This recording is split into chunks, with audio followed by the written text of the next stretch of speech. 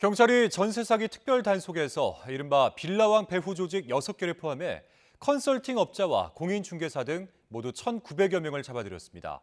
지금까지 확인된 피해 액만 2,300억 원이 넘는데 피해자들은 대부분 20, 30대와 서민들이었습니다. 강민경 기자가 보도합니다. 얼핏 평범한 가정집처럼 보이는 현관문. 그러나 거실이 있어야 할 곳에 간이 사무실이 차려졌고 각종 서류가 벽면을 한가득 채우고 있습니다.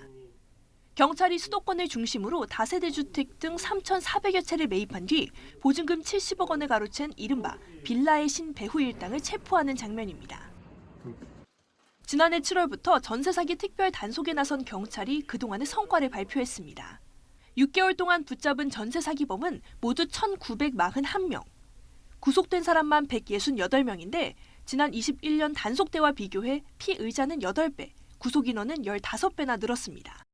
보증금을 돌려줄 능력이 없는 가짜 임대인을 앞세운 뒤 배후에서 조직적으로 움직여 전세 보증금을 가로챈 일당이 포함됐습니다. 전국적으로 6,100여 채를 보유한 6개의 무자본 갭 투자 조직을 검거하고 범행을 기획한 컨설팅 업자, 임대인 등 14명을 구속하고 가담자 350여 명을 검거하였습니다. 사기 유형별로는 가짜 임대인과 임차인을 만든 뒤 정부가 무주택 청년에게 복잡한 절차 없이 최대 1억 원을 빌려주는 점을 이용해서 전세대출 지원금을 가로챈 경우가 가장 많았습니다. 빌라왕, 빌라의 신 사례처럼 바지 사장을 내세워 세입자의 보증금을 챙기는 수법이 뒤를 이었습니다. 경찰이 지금까지 확인한 피해 금액은 2,300억 원에 이릅니다. 피해자들은 1,200여 명인데 대부분 사회 초년생인 20대, 30대였습니다. 대상은 다세대 주택이 대부분이었습니다. 전세 사기는 서민의 기본권인 주거권을 침해하고 개인과 가정의 삶을 파괴하는 중대한 범죄입니다.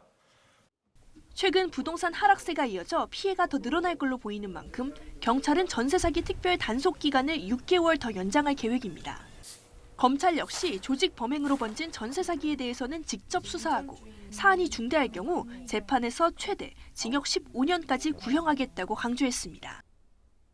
YTN 강민경입니다.